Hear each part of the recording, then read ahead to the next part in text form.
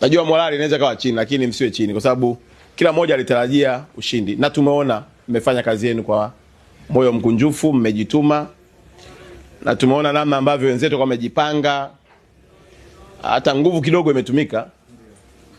Watu wana miili ile wanasukuma kweli kweli, kwa hiyo haikuwa kazi rahisi. Nimalizie kwa kusema msikubali kukata tamaa. Mechi yetu iliyobaki ya Tunisia, twendeni tukamalizie kuchukua pointi zetu 3. Hata leo hii ndugu zangu wa Uganda walikuwa wanajua tu kuja kufunga Tanzania. Lakini na wao wenyewe wametoka wanashukuru kutoka sare. Yaani kwao imekuwa shukrani kutoka sare. Kwa hiyo niwaombe tena kwamba hiyo tarehe 30 hebu twendeni tukawape zawadi wa Tanzania ya kumfunga Mtunisia. Twendeni tukawape wa Tanzania zawadi ya mwaka mpya.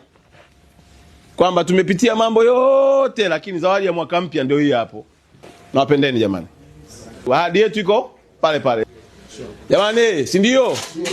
Si ndio wanaume? Ndio mkuu. Basi nawatakia kila laheri. Serikali iko na nyinyi. Wananchi wa Tanzania wako na nyinyi.